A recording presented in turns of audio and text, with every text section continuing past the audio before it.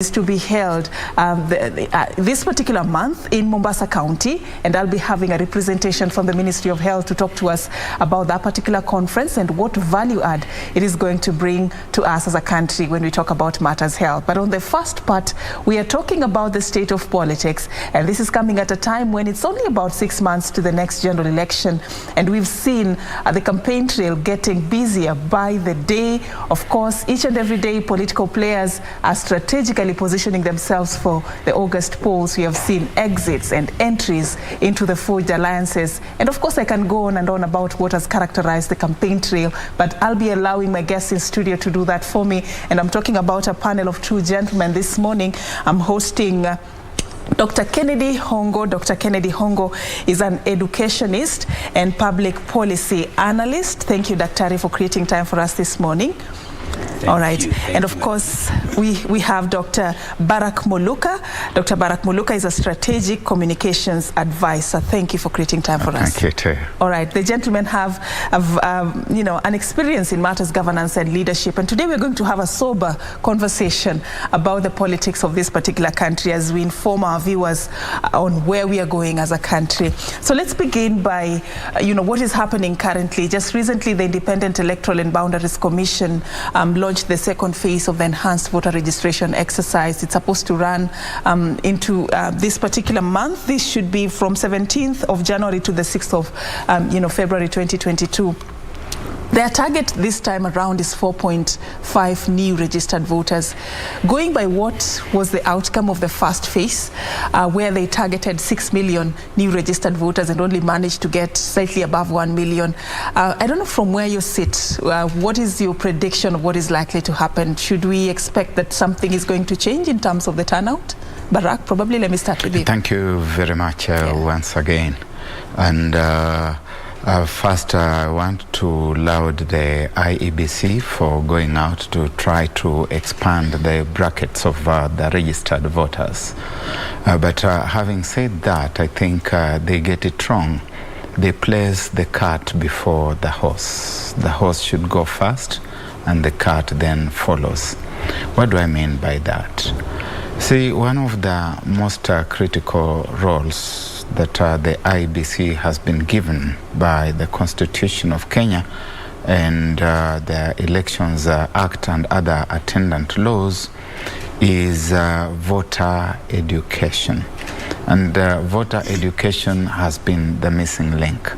Voter education should be an ongoing process. From the end of one election to the beginning of another one. And the beginning of an election, of course, is something that starts quite early. As you correctly say, we have got about 6 months left. But an election is not a moment. Most of the time we think about the polling day, which is just one of the checkpoints on that latitude. So you would expect that from 2017 up to where we are, there would have been voter education. Kenyans would have understood the importance of voting. They would have understood what kind of leader they should be voting for, and they would therefore not require anyone to even be going out there to tell them that we have now opened up the process to mass voter registration, because they would be taking advantage of the continuous registration processes. Then they would usually open up windows of opportunity at times such as now for those who want to change their voting centers because of various other happenings that make it necessary for them to migrate to another place. But here is a situation where we are seeing that the IEBC in some instances is even providing incentives that border on voter treatment. I saw in the news about a week ago, for example, that some people are being given maize flour so that they could register as voters. If you do that, you are inducing them. IEBC itself is beginning to induce voters What is going to stop the politicians from also inducing voters using the same mechanisms? All right, I'm coming back to you, just to give us more insights on that and even the role of politicians in mobilizing voter registration. But before we get to that point, Dr. Hongo, your own perspective as well concerning the trajectory that we have seen when it comes to registration of voters. Are you concerned as well?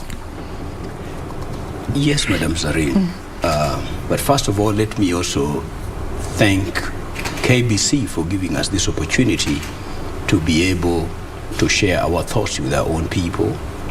And I also want to thank you for this moment. We are all Kenyans. And when we talk about voting, or voter registration, voter mobilization, it is very, very important that we understand what it's all about.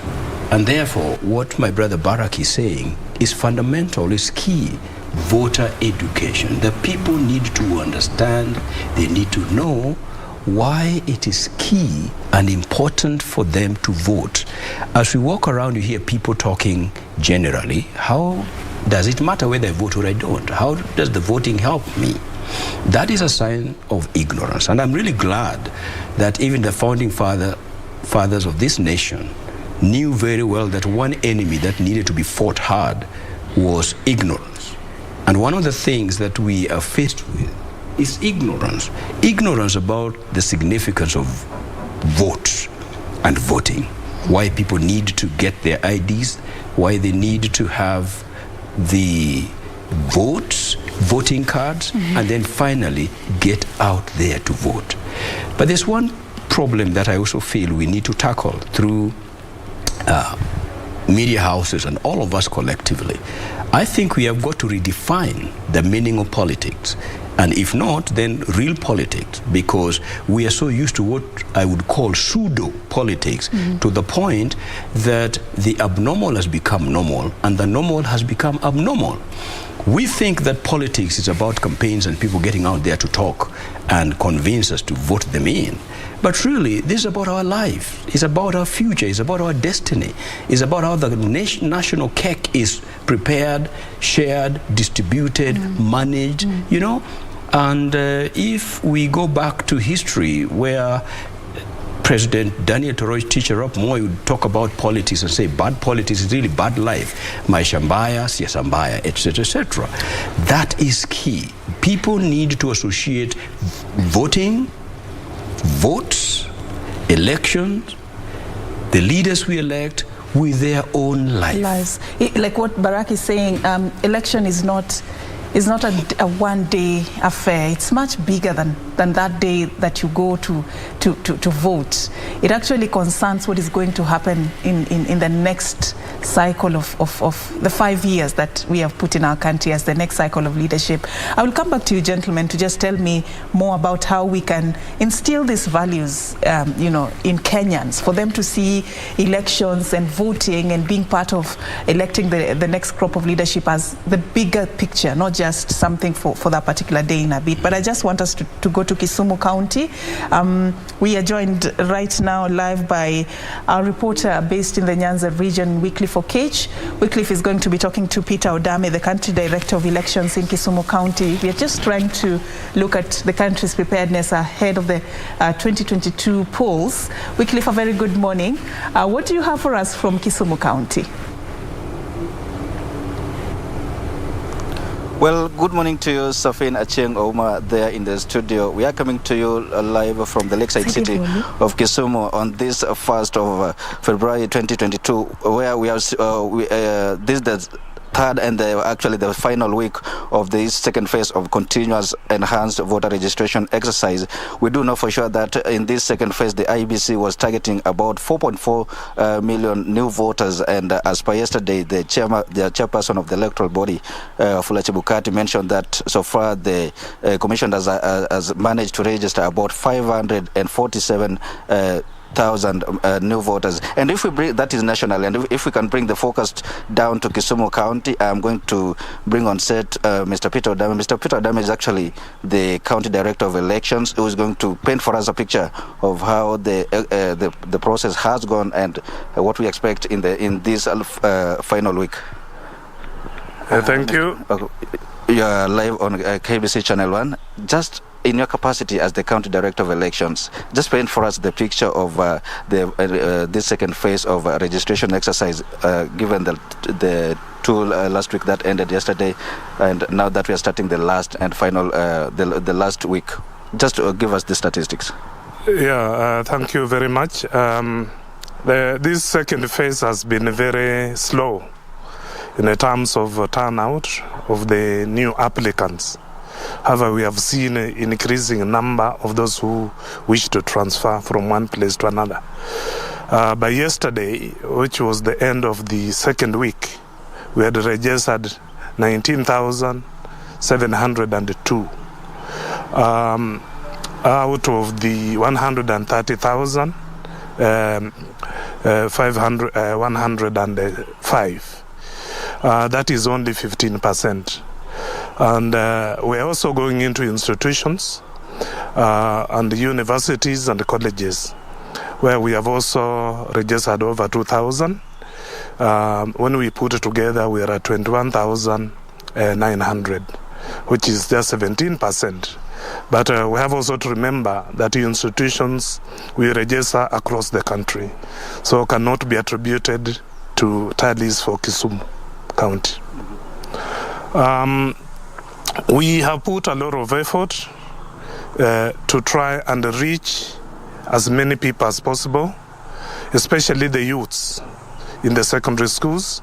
And we are working together with our stakeholders, that include the Ministry of Interior, National Registration Bureau, and through their drive, they have enhanced the issuance of ID cards. Once the ID cards arrive, we move together with them to those institutions. As they issue them, we are also registering voters.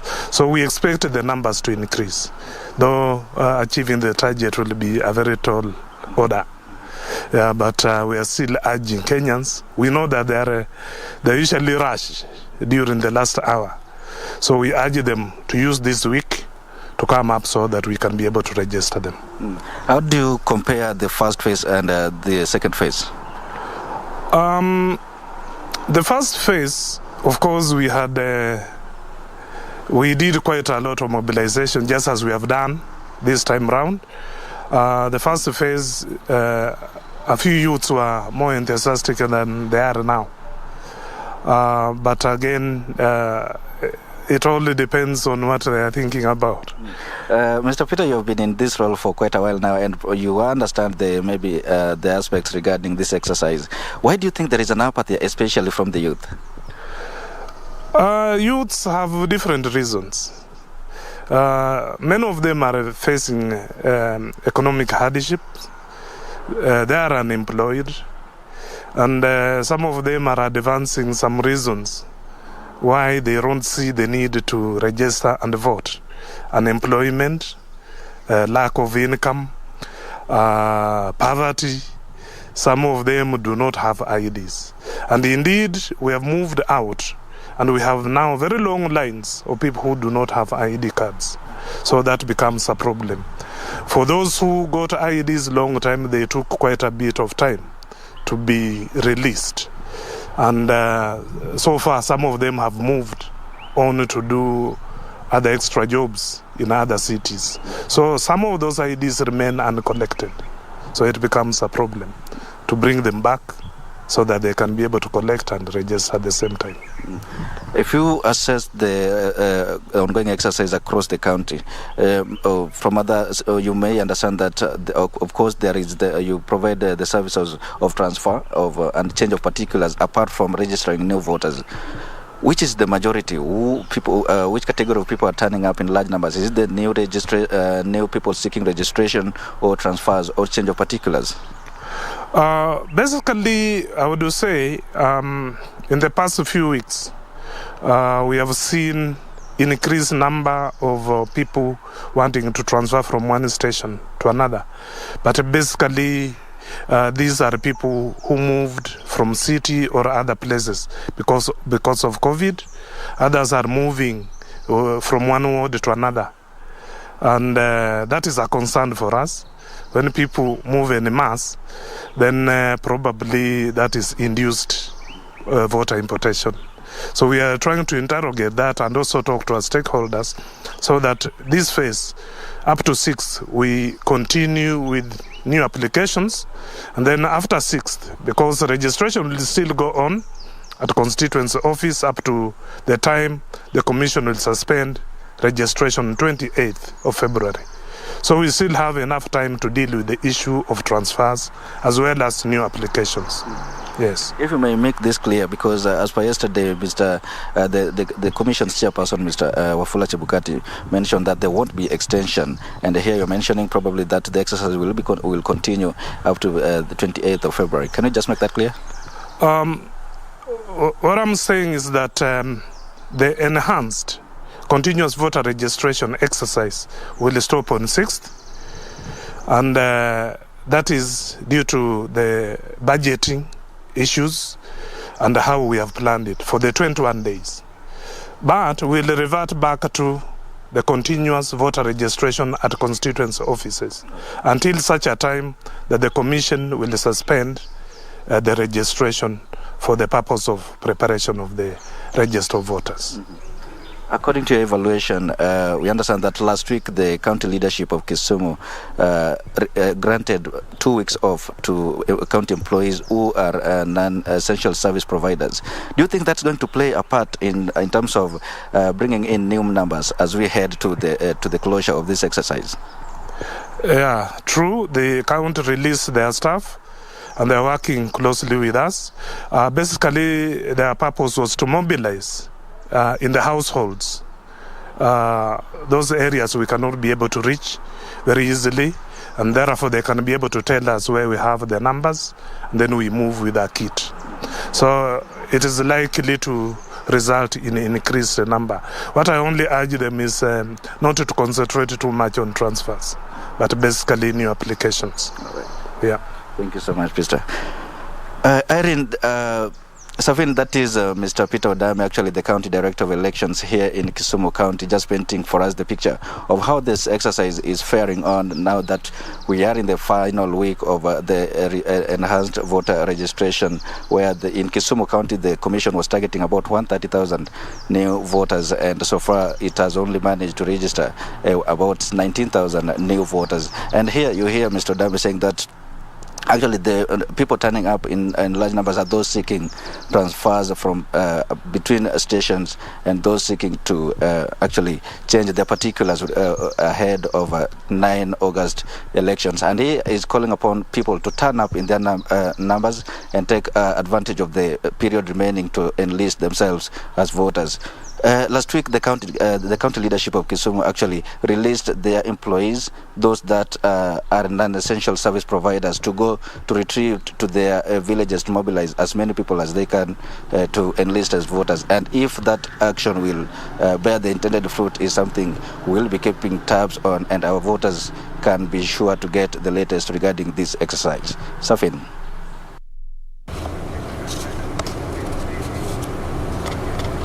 Thank you so much, Weekly for Cage. They're reporting to us live from Kisumu County. Weekly for speaking to Peter Odame, the County Director of Elections in Kisumu County, just to assess the situation of the ongoing enhanced mass voter registration exercise that was launched by the Independent Electoral and Boundaries Commission countrywide. Of course, according to what Wycliffe is telling us from what we've heard from Peter Odame there, the county has managed as at today to register only 15% of its initial target of new registered voters, among other issues that they've talked about. But back in studio here, I've been having a conversation around this topic together with Dr. Kennedy Hongo, an educationist and public policy analyst, and Dr. Barak Muluka, a strategic communications advisor. Gentlemen, you've heard there from Peter Odame, just talking about the numbers they've been able to register so far and the reasons why he feels there is a bit of reluctance, especially from the youth who are targeted for to be enlisted as new voters. And one of the reasons he cited was, the youth are going through a lot. There is harsh economic times. There is probably lack of employment. And, what he was trying to explain are some of the reasons that could have led to, some of them not being inspired to register as voters.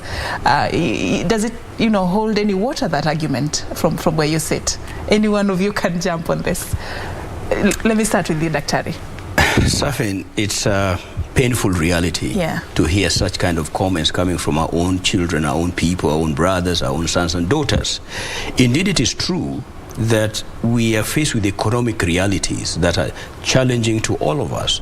And it's not just to the youth, but this is about all of us as Kenyans and possibly even worldwide. But the reasons they're giving are the very reasons why they should come out in numbers, in thousands, in millions if they're there. Because of unemployment situation, because of economic situations, because of social infrastructure that is porous or broken apart. That should be the very, very motivation for the youth to come out and register as voters. Register as voters. But because okay, go on. Sorry to cut you short. But then we now go back to what Barack said earlier on: the voter education. As the title you are dealing with there is politics and the value of voting.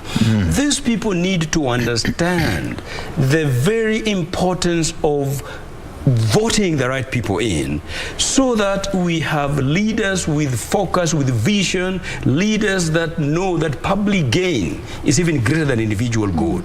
So when we have such people in positions, then of course the nation will go to where it should go to, and we will have jobs, we'll have, well, we are living in the same earth, just like what the Americans have, or the British have, and anybody else has. So what can be done anywhere else can be done here. So voter education, and we are grateful, Madam, that we are here with my brother so that we can also talk to our people. We are equally affected as Kenyans. It's not just about them. Some of them are our own children. We've got to feed them. We've got to clothe them. We've got to do many things with them. And some of us also depend on them. So what you're saying is this: voting, getting your votes, getting out there to vote will dictate and determine the kind of a future you'll have tomorrow and even today. Well said, Dr. Hongo. But then, Barack, what do you tell that population of people who are hopeless at this point? We've been there, we've registered as voters, we've voted, we had expectations. But did our vote count? I mean, we've done this severally, but did our vote count at the end of the day? There were promises these politicians gave us. Did they fulfill them? So at the end of the day, there's a very huge chunk of people, of Kenyans, who have given up in the electoral process and said they're not going to waste their time queuing and, what do you tell them? So I think that is a laughable matter, because even tragic situations, sometimes we just have to laugh. The Speaker of the National Assembly, Justin Muturi, recently told Kenyans that they get the kinds of leaders that they deserve. If you are not happy with the performance of the person who is there, you must go back and ask yourself what your contribution to the arrival of that person in the place of leadership and power and decision making and management of public affairs is. When you decide, for example, that you are not going to register as a voter, when you decide that you are not voting, you have already participated by default in the arrival of that person in the position of leadership. If there was a critical mass that was unhappy with the performance of a given MP and they thought that this person should not be re-elected, they are taking off the voter's card and turning out to vote, because registering as a voter is just part of the business. You still must go out to vote. If there was a critical mass that was attending to that and that was acting appropriately, we would have good and responsible leadership. When, on the other hand, you become apathetic, you decide that you are not participating, the process goes on anyway, with or without your participation. The IBC will come out at a time like now, belatedly as I said, and as Dr. Hongo agrees, they will come out and try to whip you to go out and register and to vote. But you have not understood, and therefore you will not go out to take your voters' cards. And even those who take those cards quite often vote for the wrong reasons. They are voting for someone because he's from their village, he's from their family, she's from their tribe, they are their relative, they have given them money. They will say to you that you talk so well. We like the things that you are saying, but what are you giving us? They will say that I will vote for someone who has given me. They will tell you the ground is bad. If you are a candidate, for example, you will hear your people saying, come to the ground. They're not saying you go to the ground to give them some new messages. They're saying come to the ground because they want you to give money. When that money has changed hands, don't expect good leadership. So if you are faced with a situation where you want now to take a decision, the question can be simplified. The question can simply be made this: this person wants to be the president so that I can be what? And what undertaking is there that if this person becomes president, I can be what I should be? You want to be the governor so that we can be what? You want to be the MP so that we can be what? That is the exchange that should take place. Having given this person the opportunity, therefore, to serve, the person becomes a servant leader because of the notion of serving, of service. And the next election cycle will be an opportunity for validation of the quality of leadership that this person has given. And if we are not happy with that quality of leadership, we show the person the door.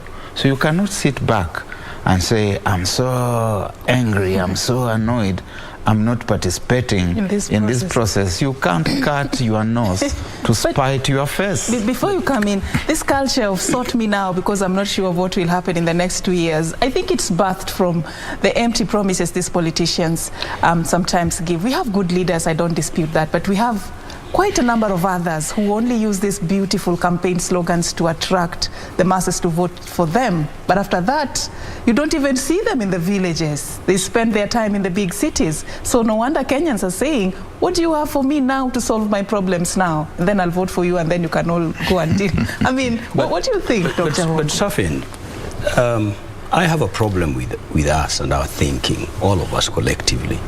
We've got to change our mindset, and one of the things I'm really passionate about is what I call mindset resetting education. We all need it.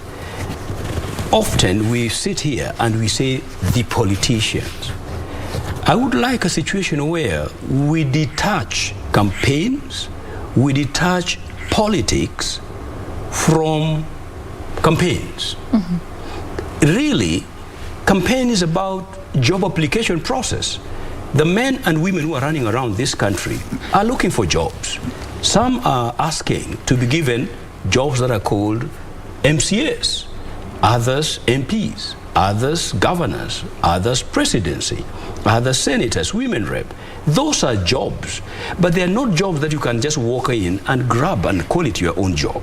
Even here at KBC, if you want to work for KBC, you don't just come out of the street and go take the empty seat that you come across and you sit there and say, from today, I'm the managing editor of KBC. There's a process. There's a process of becoming an employee of KBC. You begin either by submitting your application, sending your CV, and putting it as it is. Then you go to sell yourself and prove to the panelists if you get the chance of being shortlisted. Then from there, they will decide who they give that job, even for you to sit there. Know they have that power? So that is why I want to start. Kenyans know they have that power when it comes to politics. There's a reason why I'm talking like that first, because I wanted to get this thing right, you know, for the sake of right. So that's the process of becoming an employee of KBC and any other organizations in this country.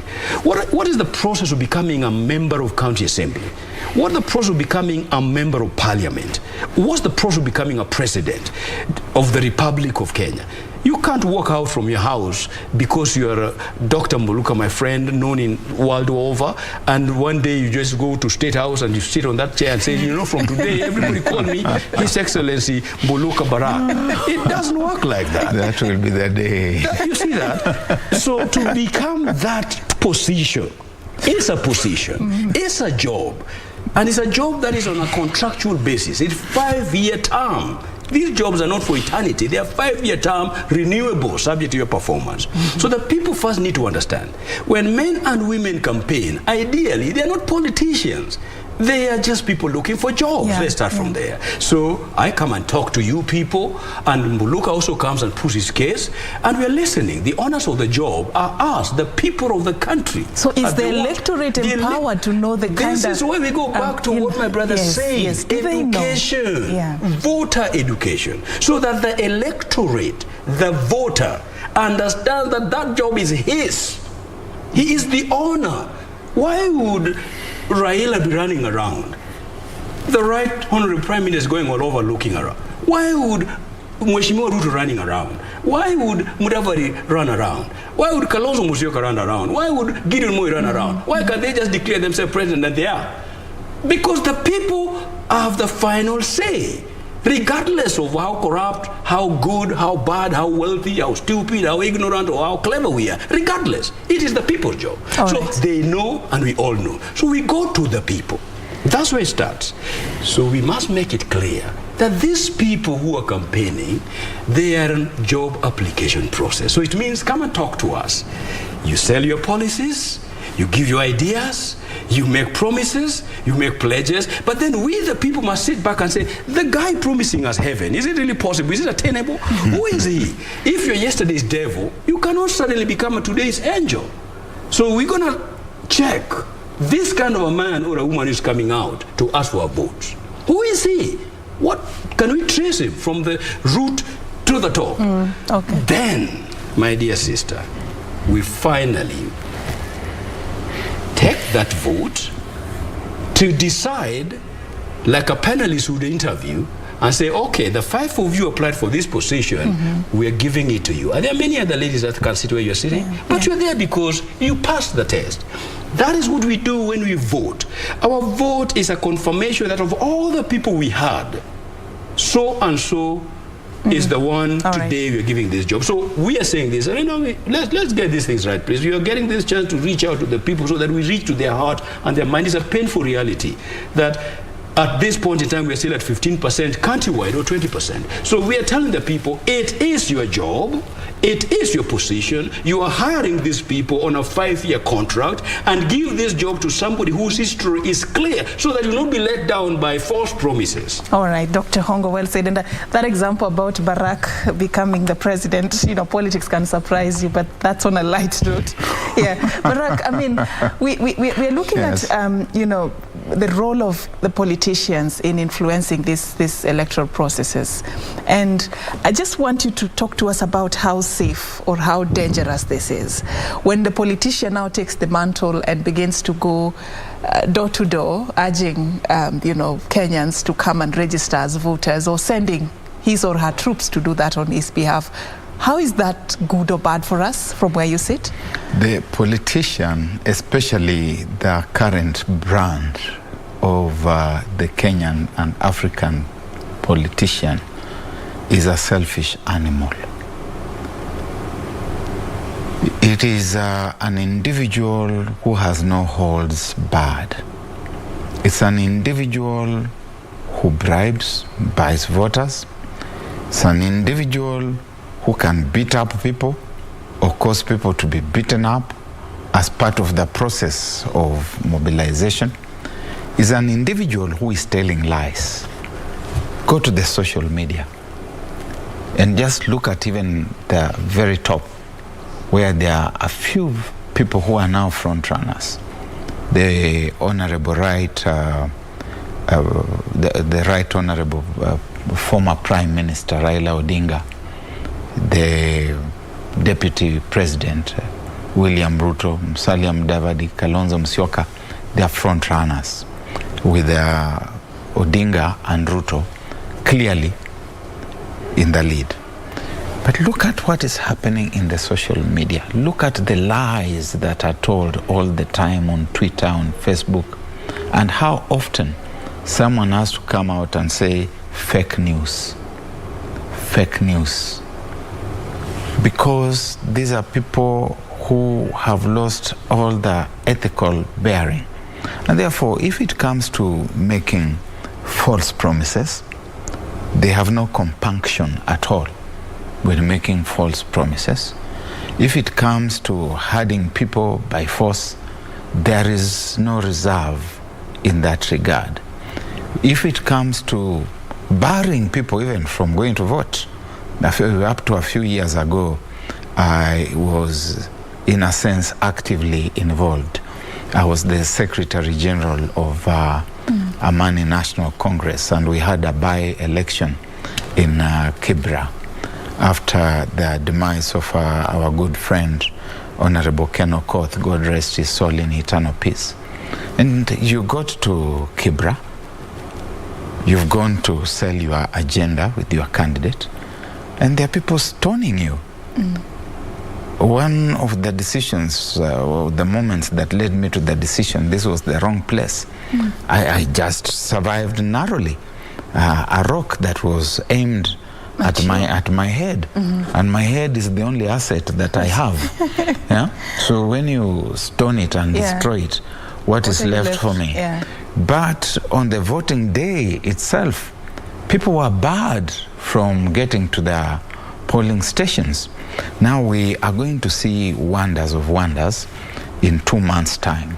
In the month of April, we are going to go through political party primaries, and they are going to be chaotic across the board. You have seen that the new amended Political Parties Act now provides for joint nominations. And you are going to find there are people in Azimio la Umoja. You're going to find there are people in Kenya Kwanza, and they are trying to carry out joint nominations. For example, here in Nairobi, and you will find that someone is saying, hey, ODM, Jubilee, Chama cha Machine, what is it called, Chap Chap, and other parties, allied parties, are supposed to jointly decide that this is the person who is going to run in Kamkunji. A certain party is going to be pushing their candidate, and they have got the majority of the numbers, because these numbers are going to be determined by registers that are coming from the registrar of political parties. They are certified. If you're not in those registers, you will not participate in the process, and you're going to see chaos. You're even going to see some people trying to influence some kind of inclusion of people in those party membership registers who are not there. That is the kind of mobilization that you are expecting. Elsewhere, they are saying we will hold talks, and after we have held talks, we will decide it is Dr. Hongo. Democratically speaking, how is it? So those chaos are coming at that level before we even get to the election itself. Wow. Are you concerned? That's the question I'm asking myself. We should be concerned. We should be concerned. And you're still saying those politicians. I still want us to see this thing from a wholesome perspective. It's all of us. This is our country. This is our place. There's nobody who is super. There's you know, all of us are VIPs. Only our duties, tasks, and responsibilities vary. But everybody is important. And whatever job you are doing, that is what moves the nation. So I would like a situation where our people see that this is our thing. But what my brother is saying goes back. I will forever be grateful and feel indebted to our founding fathers when they made ignorance to be an enemy to be fought. In other words, they brought education to the top of things. That the people must be educated, the people must be guided, the people must be shown the way so that they can make well-informed decisions. All right. But now here we are in a jungle. What's going to happen? The politician loves it that way. The jungle. Yeah. The politician loves it when you're poor. The politician loves it when you're poor because you go for handouts. The politician loves it when you are ignorant because they come and tell you lies. And you buy those lies, you believe in those lies. Now that is the tragedy about democracy. I think it was Churchill who said that democracy is the worst form of deciding leadership, except that there is no better one. Yeah? And therefore, people who have absolutely no idea about why they are voting, who just know that we have been told when we get there, we will say it is so and so, and they go there and say it is so and so. So they end up with the wrong persons. And the voter education, that education should be like what you are doing now. IBC should be working with you from the beginning of they should be funding. All right. Funding. I just want to cut you short a little bit. We're coming back to pick this from they've talked about IBC. And talking about IBC, I want us to listen to what the chair of the commission, Wafula Chebukati, had to say concerning how far the process of the registration exercise has gone. Let's just listen into the update we got from the commission as at yesterday. We registered over 500,000 Kenyans, which is a better, we have done better than last week. Please take advantage of this last week and register. If you have an ID card, go and register so that you can be able to elect leaders of your choice. That is Wafula Chebukati. They're talking about the progress of the ongoing enhanced mass voter registration exercise. From what he says, is optimistic about where this is going. Compared to last week from the chair, they're doing better than last week as a commission in terms of the registration of new voters. I don't know whether this gives you confidence. No, it doesn't really inspire me with any confidence at all. In fact, IBC should not be pleading with us to go out and register. It ought to have done its work a long time ago. For a long time they have been complaining that they are underfunded, and of course they are underfunded by the politicians, the elected class, which should ensure that the funds are there and that the IBC's programs are there for running throughout the year. But the IBC also should have the innovativeness to look for other partners, like UNDP in the past. They have funded them, like USAID, to help particularly to fund voter education. They should not just be sitting there ringing their... So they should be innovative in terms of their mobilization of funds, look at other options, other opportunities? Yes, there's opportunities. Absolutely. Okay. I want us to finalize with this and look at something that I also want us to talk about before we finalize. But before I let the issue of voter registration and IBC go, this commission has really survived on a dented image, courtesy of what happened in the 2017, I'm already in 2022 mood, 2017 general election. What will it take for IEBC to really affirm and restore the public confidence in its ability to manage this year's election? Very difficult to predict. As my good friend Professor Lumumba, PLO, sometimes say, the monkeys, which one is the same? Is it the monkeys or the forest? The forest may be different, but the monkeys are the same. The pool from where we get people to do certain things is the same. we have still not educated people enough. We have still not reset the minds of the people. So we can only pray that God will help us. However, it's always good to be optimistic. If you have no hope, then of course... And going by that laugh by Barack, it doesn't look so good. Yeah, if you have no hope, then it is worse. So we must have some kind of hope. I want to assure people that don't worry about what will happen, whether they do it right or wrong. What we must do is this. Let us do what is right for the sake of right. Every individual has got a civic responsibility to do her own part. The Danes have a saying that no matter how tall your grandfather is, you must still do your own growing. So me, Barack, you... Absolutely. Yeah, I'm saying me, Barack, you, but why your body all of language, us, we are saying... No. Why Barack, your body language? You see... I was just confirming this. Let's confirm then Barack speaks. No. Each of us must just do what we must do. Really, let's not look at the other person. What is my role? What can I do that is right? How do I salvage my country? I think that's a call for every one of us. All right, thank you for saying that. So it's not about looking at whether IBC will do it right or wrong. It's about what I will do in my own first and foremost as a voter. Then of course, the rest some people, when they don't do their job, it means they're in the wrong place. They're misplaced. When you do what you're called to do and you don't do it, you're really misplaced. But Barack, body language is not optimistic. You know, we pay the IBC commissioners and staff a lot of money. We pay them to do what they should do and what they don't do. They should be able to do their stuff right. But my body language that you speak about, I wish I could see it. But I'm the viewer. It came up now, I'm allowing you to verbally let it out.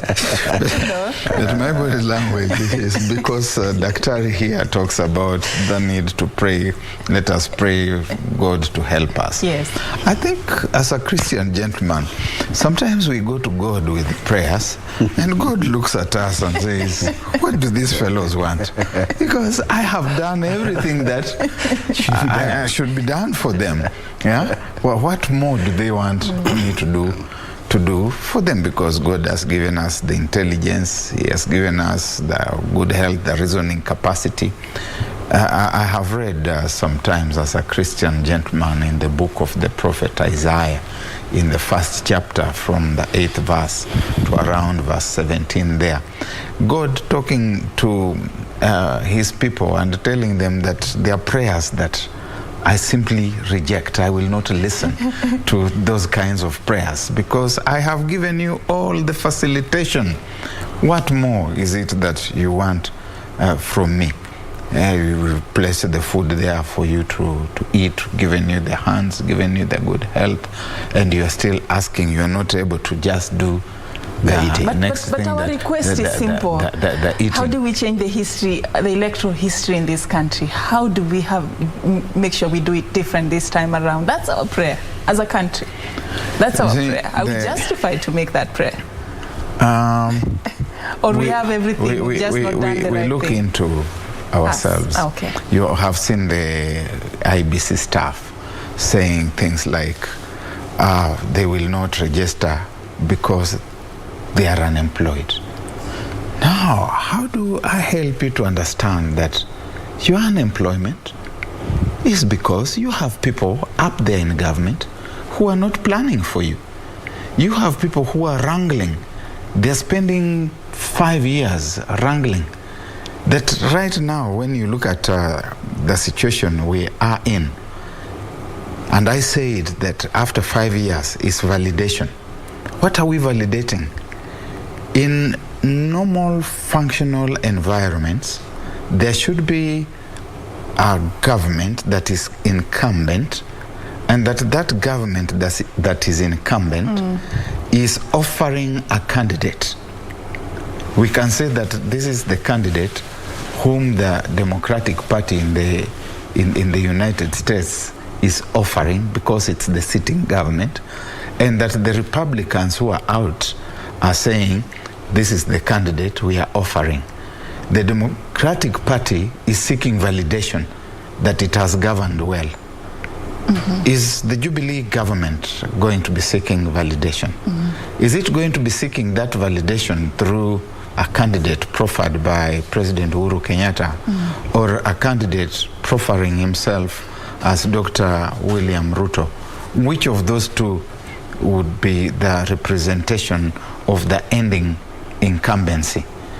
How are we as citizens relating to that anomalous situation? Yeah, true. Have we thought about these things, the implications? These are people who have spent 5 years squandering public resources on things that should not be being squandered funds on. They should be creating employment. They should be generating wealth. Now they are preparing us, and on both sides of this political divide, they are preparing us for a situation where that contestation of a toxic nature carries on. And you are wondering when it is that these young people are going to. So if you are to have a rational, youthful population, they're about 70%, they should be saying to themselves, maybe let us try something new. If you allow me to comment after my brother has spoken like that, personally, I think I have a different opinion here. I feel like I should commend Jubilee government and even President Uhuru in particular, because he has guided the country well, in my thinking. And two, he has looked around and having all the instrument of power, he has seen that actually the right man or the right woman that should take this country to the next level is not within his party. He's somewhere. That's a statesmanship. I think, Barack, that one you need to commend. That a man in power looks around him, just like when President Moi, the first time, he said, and he talked when his vice president was seated behind him, and said, you know, this thing is not about friendship, among others, some years. And he said, for this reason, so-and-so will be mine. And I am glad that our president, being that magnanimous, looked around together with his party, and they saw that, well, the Right Honorable Prime Minister, the former Prime Minister of the Republic of Kenya, possibly is the man. And personally, I would think like that. Well, I don't know, but I was just saying, he talked about the incumbent. Maybe I missed that. Like you, I have not heard him saying that. Maybe I missed the things which I know that I've heard the president saying about his nemesis, Raila Odinga, are very negative and pejorative things. He needs to come back and have a Damascene moment where he would say that I've seen the light. And this is the person. But can he afford to do that? And that I therefore recant that he's not a Mgoroki, that he's not a Mganga, that he can actually lead. And he should then advise us what to do with all the old clips. Because the problem with this country is deceit, is hypocrisy. Hypocrisy, and I'm seeing that hypocrisy all over the place. I've seen the right former Prime Minister saying, oh, now the thieves are there in one corner. They are now together. Mudavadi, Ruto, and Wetangula, they are thieves. They are in that corner. But I've not seen him telling us when it is that he discovered they were thieves. Without advancing the terms that they used. Even I'm using the words. I'm also trying to caution you, because we are operating at very sensitive times. I know that we are. And what these politicians say when they're on the campaign trail, we cannot use the same words when we're having sober conversations in studio. You beam them in the news bulletins. What is the difference? But this is a contained conversation. But the news is processed in the newsroom. Remember, I'm a producer of television. I worked in this studio in 1983 to the year 2000, and I know that we are gatekeepers, and that you gatekeepers have been beaming those images. But you're not a politician. No, we not use the terms. We are all politicians. And therefore, okay, just allow him to finish, and then I'll come to you. So anyway, Saving your reverence, therefore. No, we're just doing what is right. And therefore not amplifying that terminology. Thank you for doing that. The question becomes, at what point did you discover that these people were wayward? You have been working with them. You have been wooing them. They have been good people. Where you are remaining, are there still some wayward people? The day they move away from you, are they going to suddenly become wayward? So there's that deceit, that deceitfulness. And as Barack, with my one vote, I refuse to be persuaded by that kind of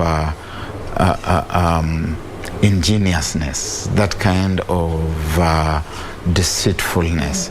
It would be good that if there are people who have been wayward, that waywardness should be brought out. All right. You want to add something? Yeah, allow me to say something. You know, truth is truth, regardless of when it's said or not. Somebody said that truth may be dead for 3 days, but after the third day it resurrects. Be careful what you say and what you do in this world. We must remember that. So if people keep quiet on what you have done it all the same. So be careful that I feel is important. But what I wanted to add to what I said earlier on, and why I thought Jubilee Party is made up of very sensible people. We have heard the leadership of Jubilee speak. Personally, I'm talking about what I, as Dr. Ongo, who is a Kenyan, committed and passionate and patriotic enough, I've heard that leadership talk about a particular person. And that's why when I mentioned the Right Honorable, is that leadership that has spoken and said so. And I said, yes, they are right. They've looked around, they looked within themselves, and because they value Kenya more than themselves, as opposed to what my brother was saying, that the governing party should always try to see how they pass the baton to. That's a good thing to do, especially if you have a better option.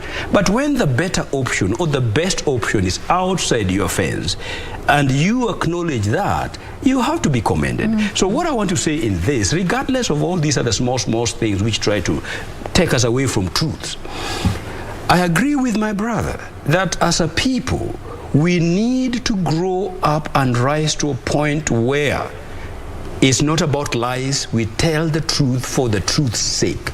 He talked about deceit, which is true, but that deceit cuts across whether him, you, me, those others, all of us. This is about the pool we are dealing with. It's the pool that has been muddled, that we deal with things like that. Finally, allow me to say this. This is the time for Kenyans to be very careful and actually look at people for who they are. What is our history? What is it that is associated with us in the past as we are going into the future? Regardless of who is telling us what, but things said about me, you, are they true or they're false? Kenyans, let us elect the right people that will help us to get to the promised land. We have a very big, as I'm allowing you, we have a very big decision to make, it's coming out of this conversation. Thank you so much, gentlemen, for bringing that out, that as Kenyans, we have a very big decision to make. What we need to think, we need to open our minds and go beyond thinking that this is a responsibility that is vested on politicians. It is actually our responsibility to take. And what we have been doing, and I'm glad we took a lot of time to do this, is to help Kenyans understand how they should be making these decisions. What are the principles that they're supposed to be, that ought to guide them in making these decisions. And as we just about to climax there, something that also came out of this conversation is the fact that when we sit on the table with these politicians as Kenyans, we should also look at what is under the table. Absolutely. As we sit to have these conversations, what is being hidden under the table? Yeah, thank you so much for bringing that out. I want to give you both a chance to give us your parting shot. I'll start with you, Barack. Thank you very much. You know, when I come across a person who makes an unsolicited public confession and says that we told a lot of lies about you, then I must understand that this person lies. Either he lied at that time or he's lying now. If you say that we said a lot of lies about you, because we did not want you to win the election. How do I know that you are also not telling a lot of lies about somebody else because you don't want that person to win the election? Particularly when the instruments of dealing with the offenses that this person is alleged to have committed are sitting with you. You have the police, you have the DCI, you have the EACC, you have got the courts, you have got the parliament, you have got the probity instruments. If this person has done the things that you are saying, why do you allow such a person to be high up there? Is it possible that the same way you told lies, you are telling lies again? As a Christian gentleman, once again, in the Gospel of John, chapter 8, and I know that our religions come quite close to each other. They say that you tell the truth and the truth shall set you free. And that the person who tells lies speaks the language of the devil. So when you are speaking that language of the devil, how should we understand what you are saying? You either told lies at that time, or you are telling lies now, or you tell lies all the time. All right. Thank you for that. Dr. Hongo? Thank you so much, ma'am. We're really grateful for this opportunity, and I hope it's not the last time we are going to be sitting here to share. And I want to help my brother likewise, because he's made a very important statement, and he's one man that I really respect. I always loved reading what Thank you, and I also respect him very much. Used to write. He's a very intelligent Kenyan, I must admit, and thank you so much, my brother, for your contribution. Thank you, sir. When Saul becomes Paul, you have to allow Paul to operate. And Paul, we was Saul, at some point got to a point when he declared to the world, he said, concerning zeal, I persecuted the church. That time he was so zealous as the Pharisees that he could not see that Stephen, among others, were really the people of the light.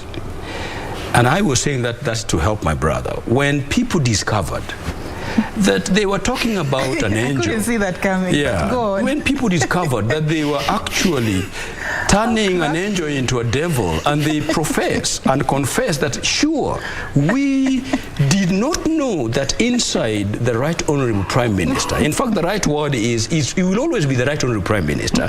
When you want to say the word former, then you go to say the former Prime Minister of the Republic of Kenya. So when our brothers so discover that, you know, the man that all along we demonized is actually the savior of our nation, what should we do, Barack? We all rally behind that guy and give him 5 years, and after that, if we discover that he's like everybody else, then we remove another 50 years. That is how I am talking about. You started by taking us to the Holy Scripture. But that's true. That's what you're looking at. Oh my goodness. It's his opinion, and I respect his right. Going to add anything. I respect the right to the opinion. Thank you so much, gentlemen, for first of all making this conversation very sober, and I know that our viewers there have learned quite a lot in what they need to do, and even the theology that you brought in there. Yes, thank you. As you're having this conversation. Thank you so much. And I've been having this conversation together with Dr. Kennedy Hongo, an educationist and public policy analyst. Also on set has been Dr. Barack Muluka, strategic communications advisor. Thank you once again, gentlemen, for creating time. All right. So News Check continues. In just a bit, we are going to be shifting gears, and you're going to be talking about Matters Health. I told you earlier there's a very important health conference that is going to be organized this particular month in the county of Mombasa. It's an international conference that is going to shape how we are going to boost and promote our human resource for health in the coming days and enhance their training. We are going to be having that conversation in just a bit, so do stay with us as we take a very short break. My name is Serfine Achieng. Staying on, I'll be back shortly.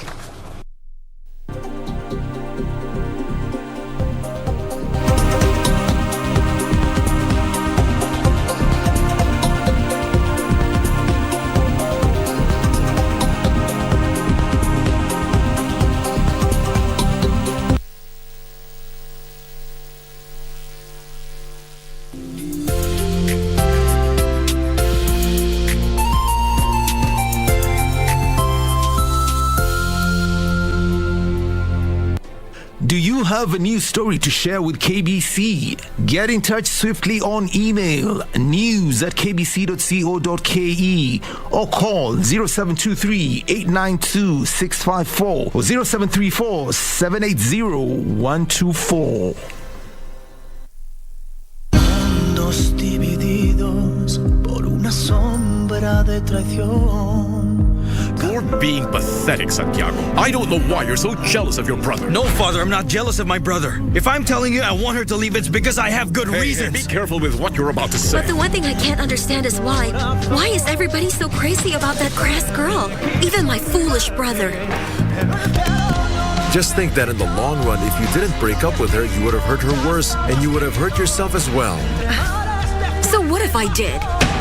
So do you want her to find out what went on between us? She might end up committing suicide. Oh, come on, why would you do that? Well, she is intense just like you.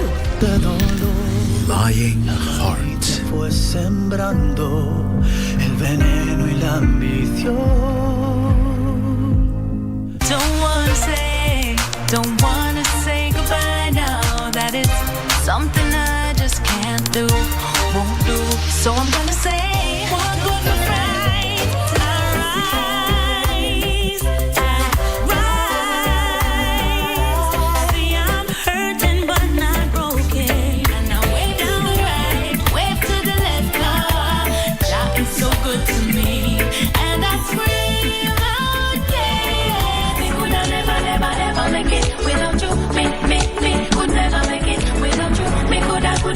Could never make it without you. There's no lie, no other guy can feel me man, love me woman in style. My man, tell him I'm a king, everything when me give up to him. My man, put the jump to the bass and they know how to ride the rhythm. My man.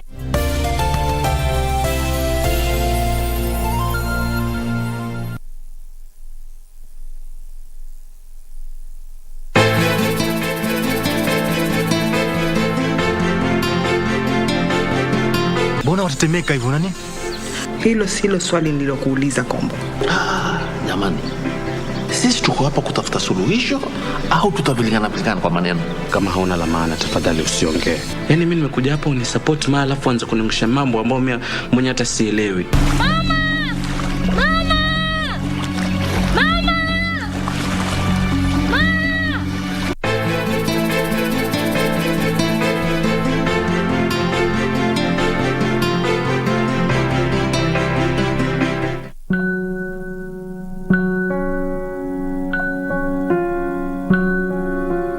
Then do not let him find out. Otherwise, he'll be furious with you. Hey, isn't there a double standard going on? Since there will be many opportunities to work together, there's no need to rush. I really don't know what I can do. I trust you more than I trust myself even. You know me, right? I'm disappointed in you. I'm sorry, boss. I'm sorry. Next time I'll... Hey! Just give me a call. We can work in the development center properly.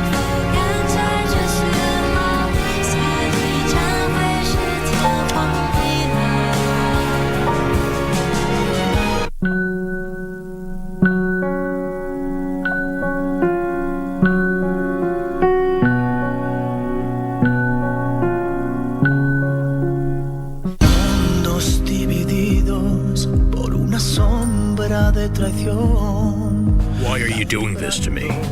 I didn't steal anything from you. That's what you say. But the evidence proves otherwise. I advise you not to say things you're going to regret. But we only want justice to be served. I want you to know that justice is for everyone, miss. Do you really believe that? Because I honestly don't. Come on, Mariana, stop. All right, that's enough. You're going to look for another job elsewhere. I don't want you to work there because I don't want you near me. Leonardo, this heart looks very much like the one I found at the park. Yes. How come you never told me it belonged to Alonso's mother? Are you that dumb, or are you just playing one? Noah's not here because he stole something. He's here because your father wants Letty to shut up and not press charges against him for attempted rape.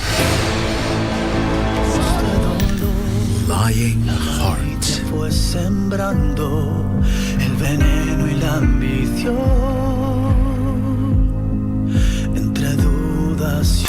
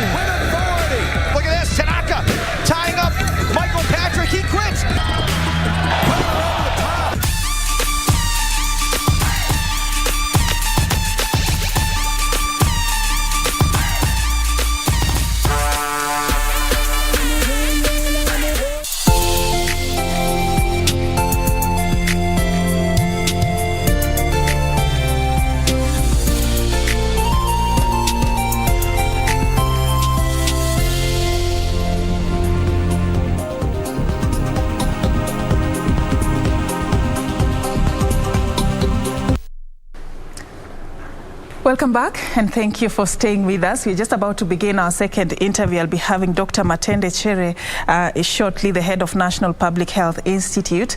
But then before that, I want us also to follow up on something happening in the country. This particular morning, the Principal Secretary in the Ministry of Interior, Dr. Karanja Kibisho, the Inspector General of Police, Hilary Mutyambai, are appearing before the National Assembly Administration and Security Committee over the budget policy statement. Let's just take you there so that we can listen in to what is happening. The intention is for those ones who are unable to fit in the police lines, they will have ability to rent outside. But even the ones who are in the police lines, then we'll go eventually when the Minister of Public Works finishes the evaluation, we'll go to what we call economic rent. So that that one who is living in the police line is paying rent to government, who will just so that the government becomes landlord for that person in what is called economic rent.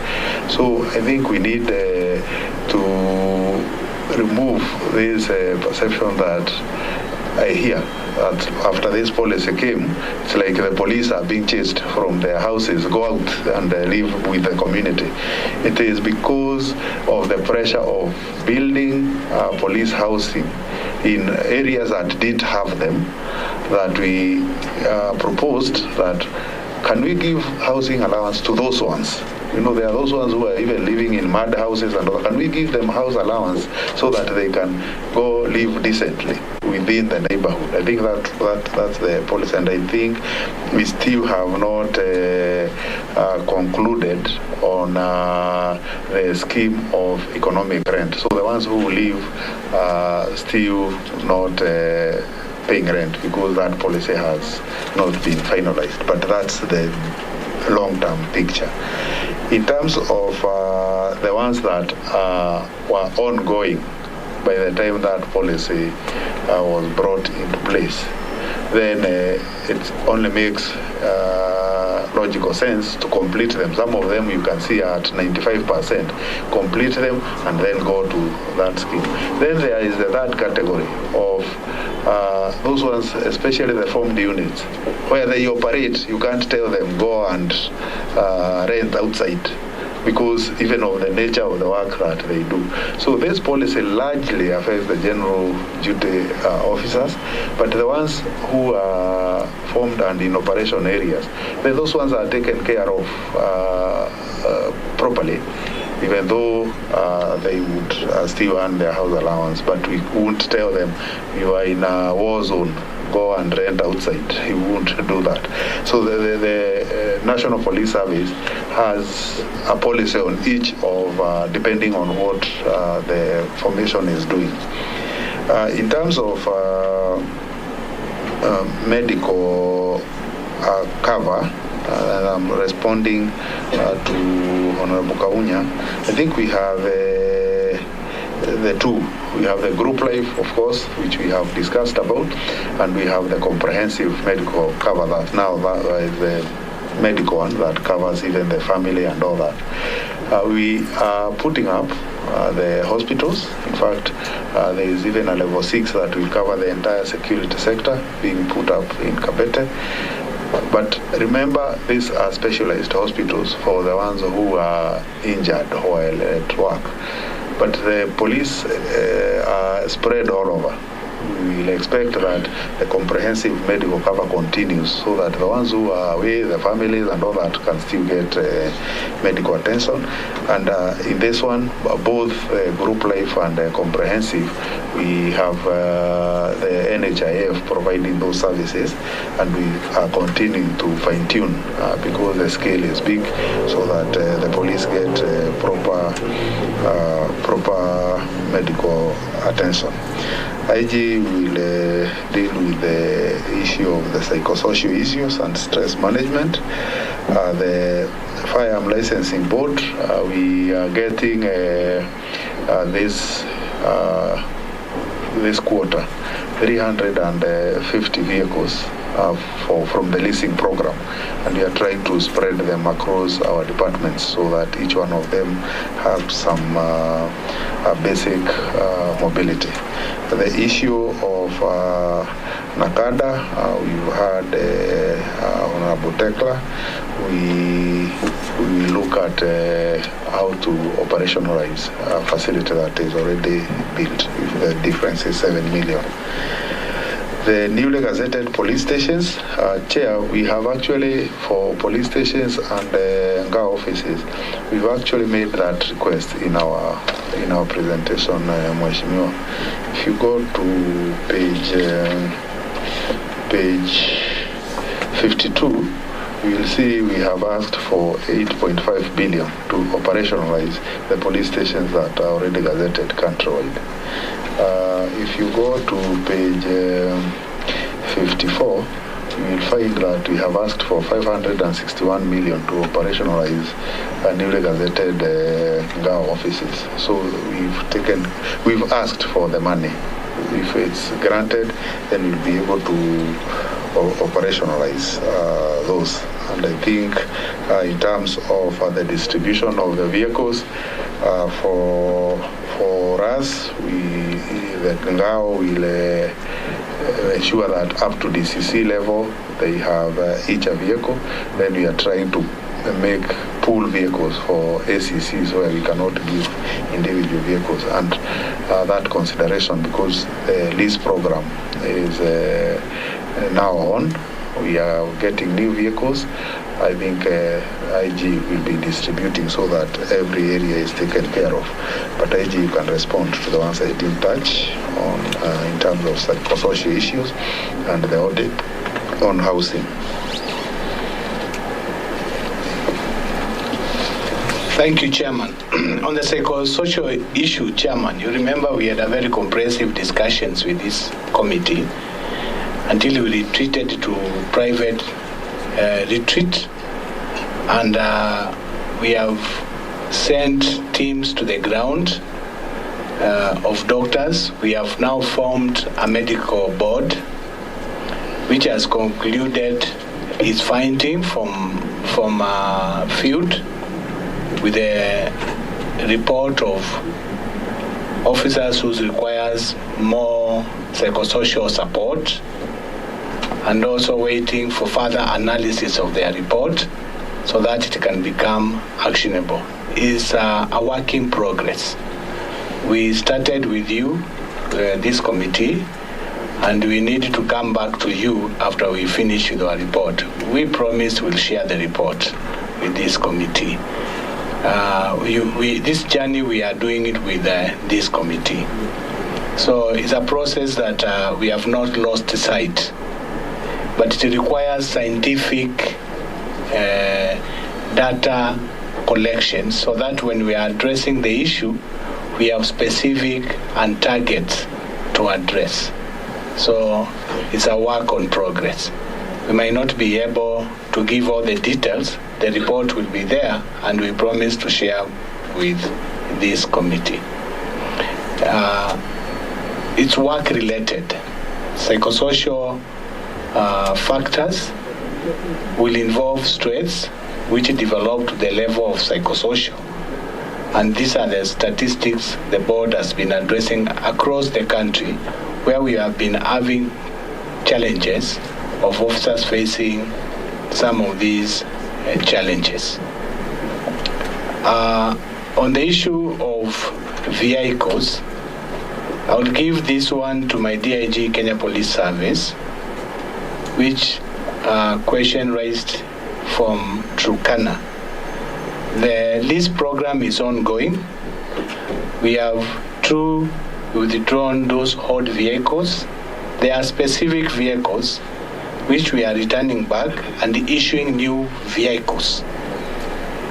We are still going on in this process.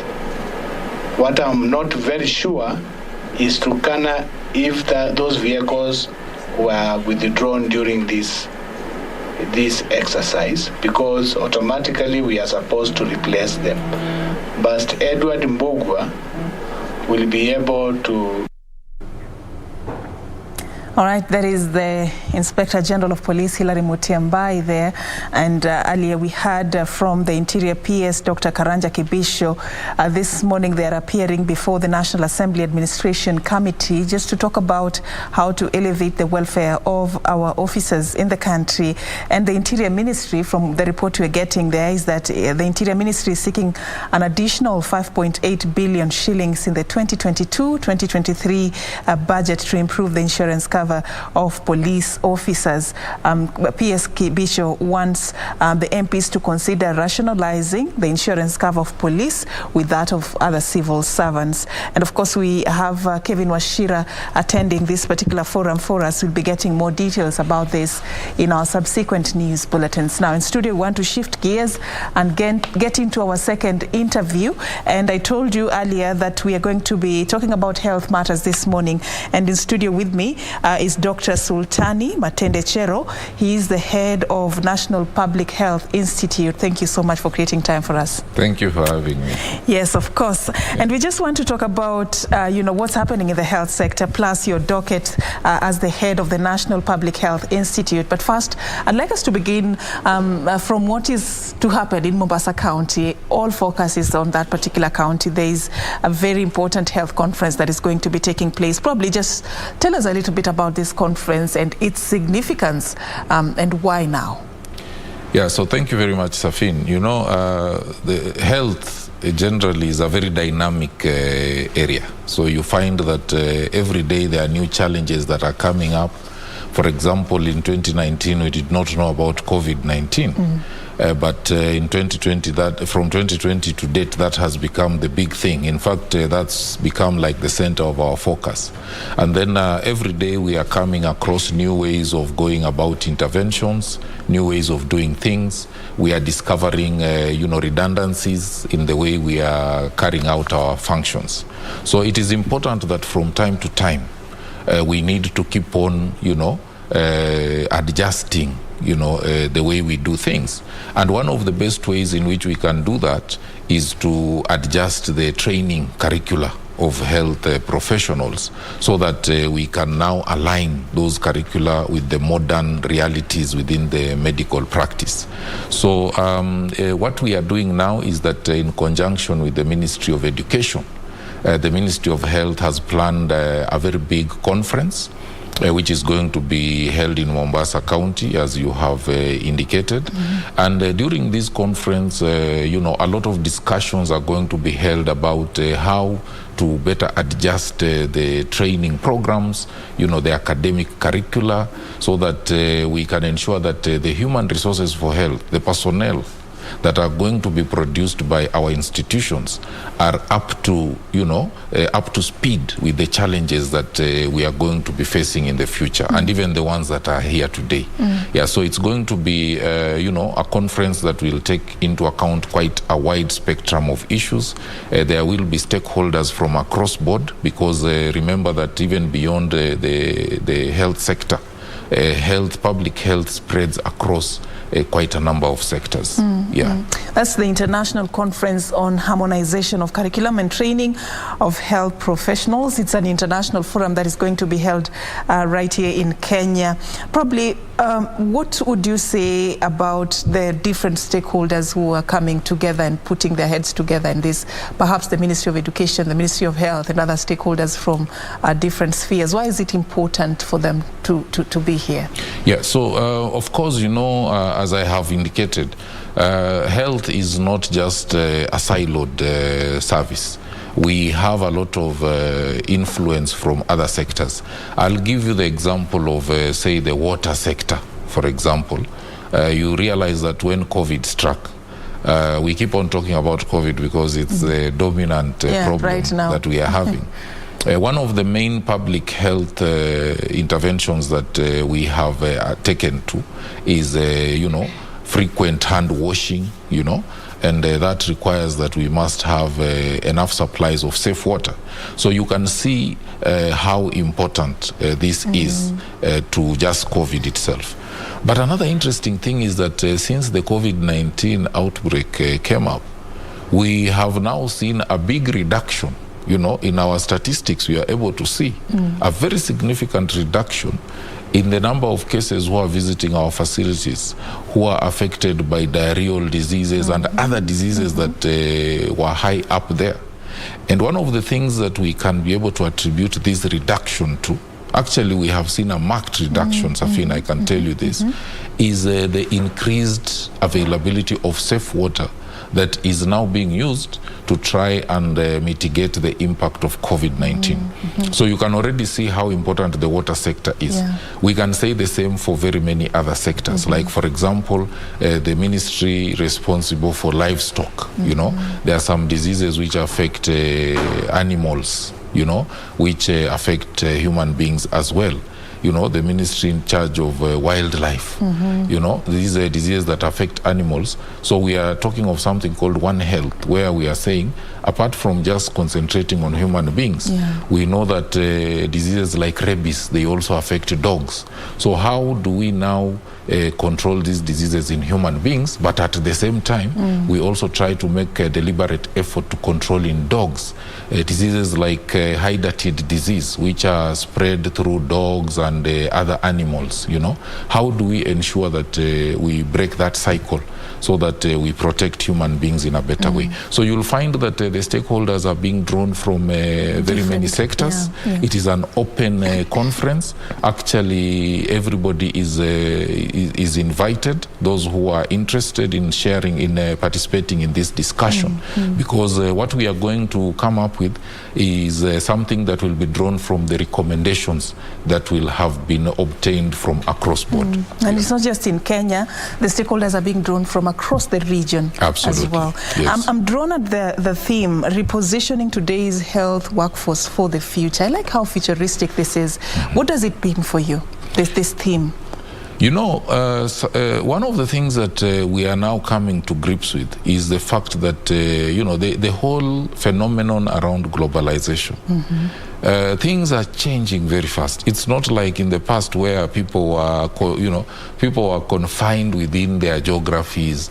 Today, somebody can have breakfast in the UK and dinner in Kenya. Tomorrow, you know, people are moving all over the place. And, you know, there is a lot of... There's a lot of trade that's going on, you know. There's a lot of interaction across borders. And so we are seeing a situation where something that occurs in one place, maybe like an outbreak that occurs in one corner of the world, will be in the other corner within no time. So we are seeing a very new dynamic around the health space, which means that we really need to be ready. You know, we have to be ready. We cannot wait. We cannot afford to be reactive. We have to be proactive.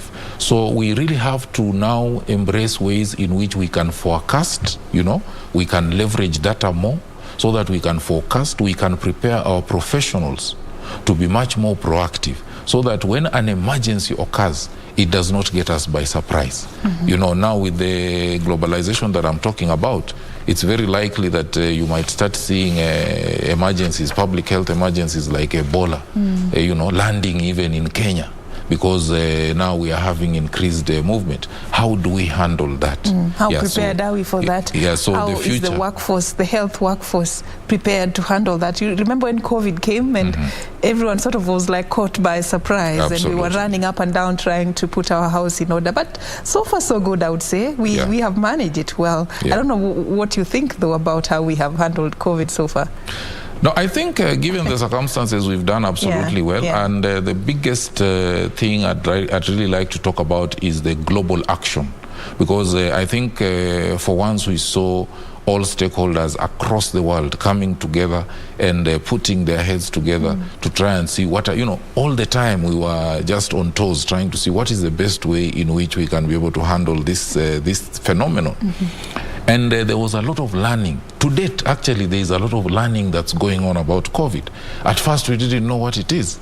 So we had to keep on, latching onto every small bit of information that we had to be able to make use of it to design interventions. But now we have received a lot of information.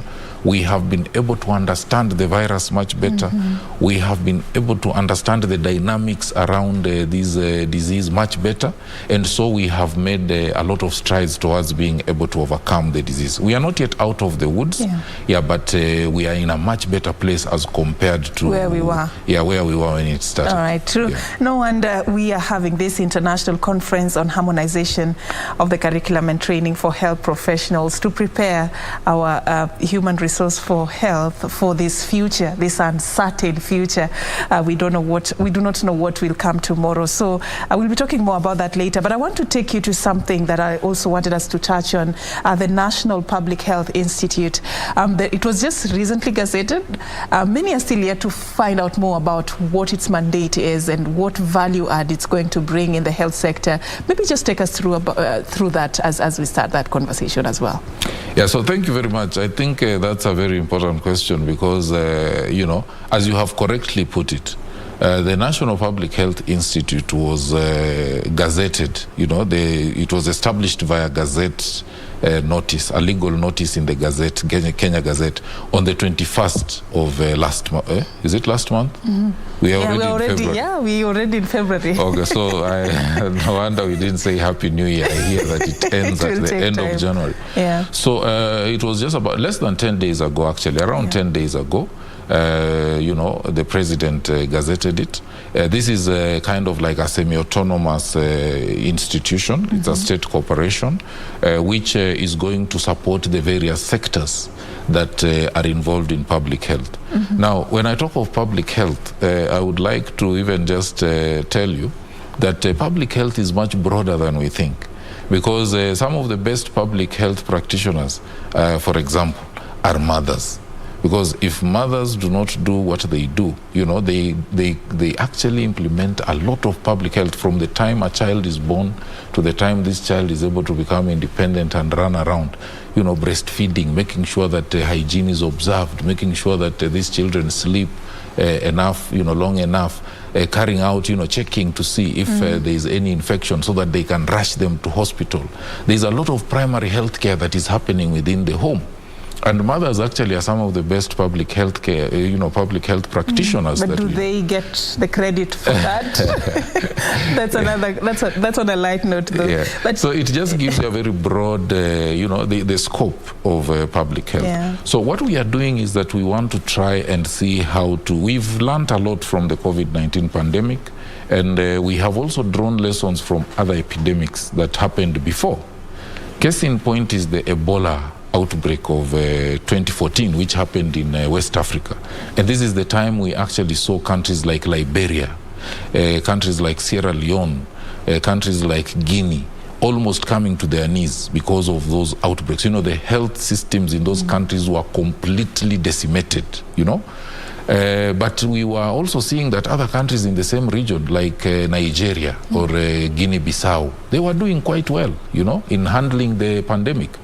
In fact, we had to send our health professionals to Sierra Leone and Liberia to go and support, the response there. The whole world had to descend on those West African countries because they were actually being destroyed by the epidemic. But what we learned was that Nigeria by that time had already formed its National Public Health Institute. They call it the Nigeria CDC. Guinea-Bissau, surprisingly, had already established a National Public Health Institute. And these were able to help those countries to coordinate their response because they had all the necessary functions under one roof. They were able to prepare better for the epidemic. They were able to detect it much better and much faster because the public health laboratories are under that same organization. They were able to communicate to the public much faster, and they were able to give factual information. So it became very easy for them to contain. And that is what we are looking at now when we actually talk of now coordinating the existing public health functions within a more organized institute. As you go on, I just want to get something clear, because we have the Ministry of Health. One would assume probably that should be part of their mandate. What's the difference? What's the biggest mandate of this National Public Health Institute that informed its origin, its genesis? What do you stand for? Yeah, so generally the National Public Health Institute cuts across sectors. Of course, the Ministry of Health is a key sector when you look at public health. But public health, generally, I would give you the example of a house.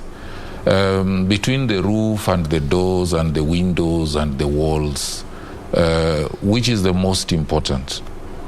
Because when it's raining, you can say it's the roof that's most important. When thugs are coming, you can say it's the door that's most important. When you want light to come in, maybe the windows are the most important.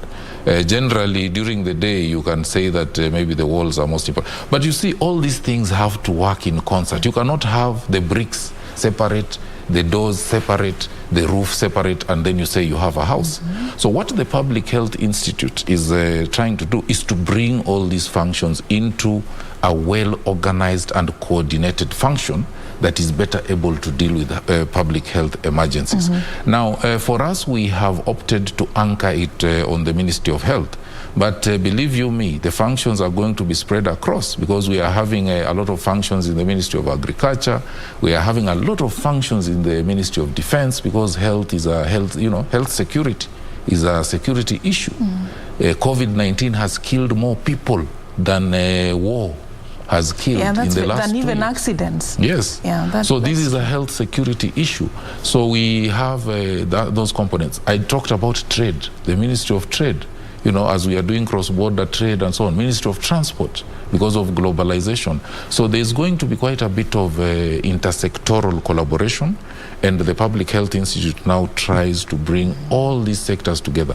In Kenya, we are anchoring it under the Ministry of Health.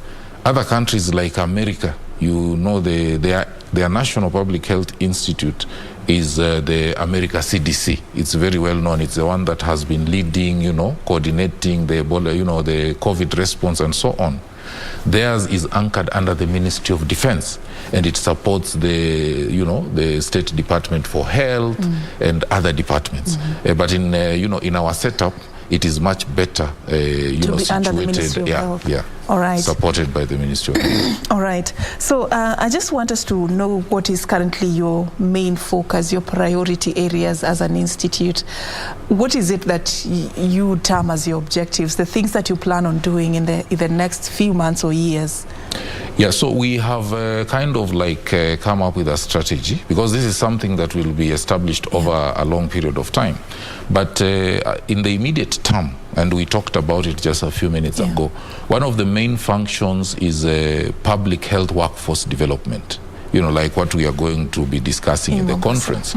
Yeah, so we want to engage right from school, getting people to get interested in public health, kind of like putting the necessary framework, engaging with universities, introducing innovative courses like field epidemiology and laboratory programs within universities, where now by the time people are graduating, the workforce is coming into practice. They are already very well grounded with practical skills to be able to implement. So that is one of the main functions. Another major function is research in public health. And when I talk about research in public health, it is, yes, it might include the kind of research that we know, the hard scientific research. But we also want to be able to encourage our people out there to conduct operational research, so that someone who's sitting in a health center in Kacheliba, or maybe someone who is in Lunga Lunga, in a hospital, or even in Mandera, they can be able to observe something. They can start observing a trend. And we want to encourage them to be able to document that. They start taking data. They say, today I've seen 8 people coming here. They were complaining of headache, but at the same time, I could see that they had this very interesting rash on their face. And then we can start asking ourselves, could there be a link between this headache and this rash? Then we can now collect that and see in how many other places is it happening. So day to day, we want to encourage people to participate in that kind of research that can now help us to focus on the priority public health problems within our jurisdiction. Today, a lot of the research we are doing is dictated by external, funding agencies, grantors who come in and then they use our institutions and our people to conduct research. But we want to now pick the actual problems that are happening in the country, public health problems, and research on them so that we can influence policy, we can, inform policy, we can inform decision making. The third very important thing is around after we've developed workforce, we have looked at research. We are looking at public health laboratory systems. We are looking at surveillance systems. And then we are including issues around emergency preparedness and response. So when something happens, like for example, if something happens here in KBC, we are able to pick it very fast, within our public health system. And then we are able to quickly coordinate with our labs so that they come and take samples among the workers here or something. And then they're able to say, there's an outbreak of something in KBC. Then we contain it immediately before it gets out, So public health laboratories, surveillance systems, including emergency preparedness and response. So that if we had a very good public health system, one thing I'll tell you is that the National Public Health Institutes are going to be linked. Like we have the Africa CDC, which is working on linking public health institutes across in Africa. Across the countries in Africa. Africa. In Africa. We have other similar structures, the America CDC, the China CDC. So if we link all the National Public Health Institutes in the world, if something like COVID happens the way it happened in Wuhan, China, we are able to detect it very fast, and the whole world is able to come together and support China in containing it before it gets out of Wuhan. So that is something that is very important. Of course, there are other functions, but in the immediate term, that is what we are looking at. Those three functions are the ones we are looking at consolidating before we can even now start moving to other functions like disease prevention, things around population health indicators, being able to communicate to the public, things around the data management and so on, which are going to come even as we move along. So there's a lot in your basket right now. Absolutely. So you hold the steering, and how do you describe the takeoff? It's just the other day this was gazetted. How would you describe your takeoff as an institute? Yeah, so I think, by the way, much as it was gazetted on 21st of January, efforts to establish this institute started more than 6 years ago in Kenya. And I personally came in as the head of the National Public Health Institute last year in August. And the first thing I did was to try and find out why is it that this institute is not being established. And I realized that there were so many things, so many factors that were at play. For one, I noticed that a lot of people didn't, they were having fear of the unknown. What is this thing that is coming? It sounds like a monster. How is it going to affect me as an individual? My program, we have different people heading different programs today. My program is going to be swallowed by this monster. Where am I going to end up? So there has been quite a bit of resistance, but at the same time, there has been a lot of support. So what we have done is that we have deliberately allocated plans to be able to conduct something that we are calling change management, so that we can reassure all the stakeholders that this is not a monster that is going to swallow you. The other day I saw on social media when the president gazetted the institute, a lot of people were saying, what about KEMRI? KEMRI should have just taken over this job and do it. There's that concern about duplication of roles and whether as a country we can afford that luxury. I mean, Yeah, so I think it's more of, lack of information, because there's not going to be any duplication of resources. In fact, what we are going to reduce is duplication of effort, because you find that as it is now in the public sector, there are a lot of duplications happening in different sectors. So now the National Public Health Institute, when it starts coordinating across sectors, we will now reduce that duplication of effort. We are going to reduce wastage of resources, which is happening at a very big rate now. We are going to introduce leadership, because there is a lack of leadership, there is lack of accountability, and that is going to impact very heavily. So, engagements like these ones are very important, because now we are able to even talk to the public, the general public and inform them very openly about what we want to do and how we are going to do it, to reassure all the stakeholders so that we can move forward much faster, in this very important process. All right. Thank you for helping us understand the key mandate of the National Public Health Institute. I know that in the future we will be having such engagements on more that you're doing and more that you plan to do to better the health sector. As we're just about to wrap up, I want us to talk about now the state of our health sector. And according to numbers I've come across, I don't know how true this is, you can confirm, is that about 10 million Kenyans, travel abroad annually to seek treatment for special cases, and this is coming to a figure of about 10 billion that is spent annually as Kenyans do that. It's called medical tourism. Does it mean that there is something we are lacking within our borders? Probably we are not able to better take care of our population. What does it what picture does it paint about our local health system? Yeah, of course, it's something that concerns us quite a bit, and that is an area that we really want to be able to handle. There are many reasons why people are moving outside to go and look for treatment. One of the things I can assure you is that, and this one you can even check, our health professionals are some of the best in the world. Actually, when Kenyans go out there, they excel. Our doctors are the best in the world. Our nurses are sought after all over the place. We have very good health professionals. So we also export human resource. Oh yes, we actually seeing quite a bit of movement of human resource outside.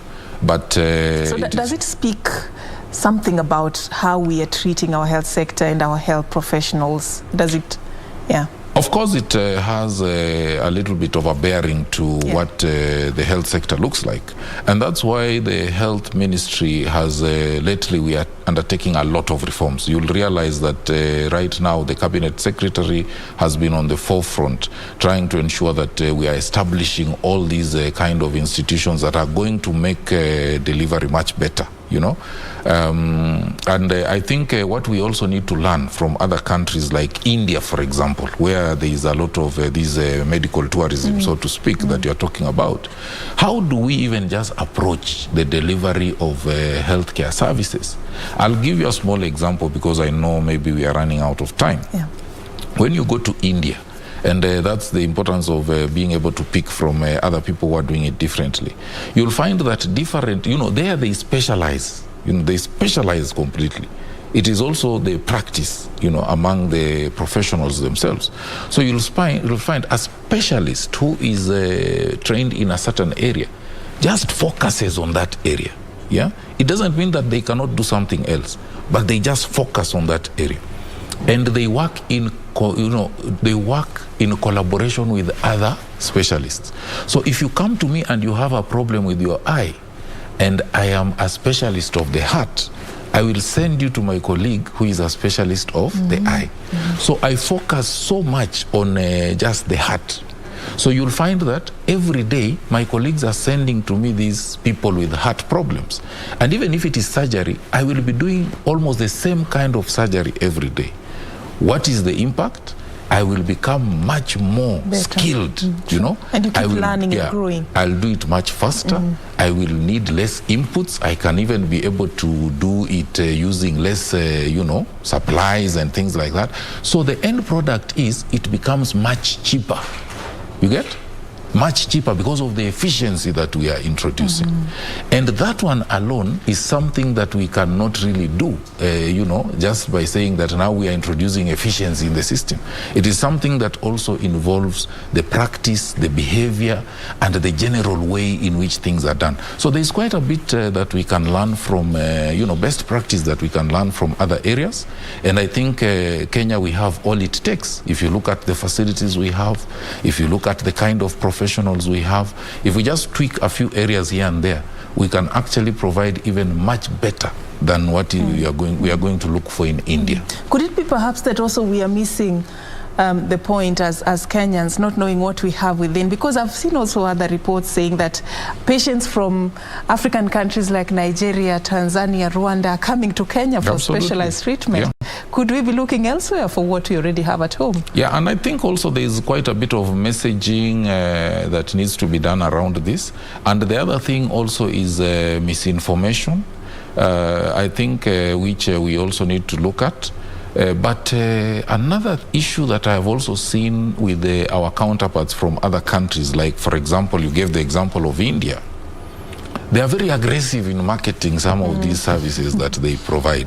You'll find even on social media they are writing to you and telling you, we provide this, we are getting patients to come so that they can be treated here.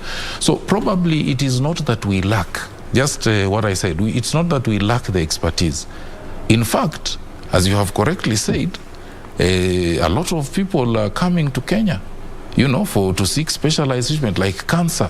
We have some of the best, pediatric hemato-oncologists, for example. People who have just specialized in cancers for the young children, blood cancers. And you find people coming all the way from Nigeria, all over to come and look for this expertise here in Kenya. So I think it's something that as we move along, we should be able to pick it up and bring it out the way it's supposed to be done. All right. Thank you so much, Daktari, for creating time. Unfortunately, we've run out of time. That's the much we had for you this particular morning. I'd just like to allow you to have your parting shot. And also, as you do that, you tell us what is the main expected outcome with the conference that is to be organized in Mombasa as we finalize. Yeah, so I think for me, what I'd like to say is that as we hope to emerge from this COVID-19 pandemic, the future is bright. It has been quite hopeless and bleak, but then we are starting to see light at the end of the tunnel. What I just want to say is that we are not yet out of the woods. Let us continue being very careful. Let us ensure that we try to observe all the public health measures until such a time when we are sure that we are safe. And remember, we are not safe until all of us are safe. So let us get vaccinated. If there's someone who's not yet vaccinated, please let's encourage them so that we do not have a situation whereby after we have attained so much progress in fighting this pandemic, we now start seeing the emergence of other strains that are going to defeat everything we have done. So I think that is the most important thing that we need to look at. But with regard to the conference that we have talked about, we are really looking forward to it. All of us are upbeat. That is one of the things that is going to really inform how we can make our provision of healthcare much better in Kenya and indeed in the region. So it is a very important thing that we are looking forward to, and we can only expect to get the absolute best out of it. All right. Thank you so much, Daktari, for creating time for us. We were talking about Matters Health this particular morning ahead of the International Conference on Harmonization of Curriculum and Training of Health Professionals. Also, the mandate of the National Public Health Institute. I've been engaging Dr. Sultani Matendechero. He's the head of the National Public Health Institute. Thank you once again, Daktari, for your time. Thank you very much. All right, and that's how we wrap it up right here on News Check. We are going to be paving way for the Swahili version of the program. Kurunzi Mashinani and Tamrini will be coming up shortly, so do stay for that. My name is Serfine Achieng, and our sign language interpreter has been Susan Dhuku. Enjoy the rest of your viewing.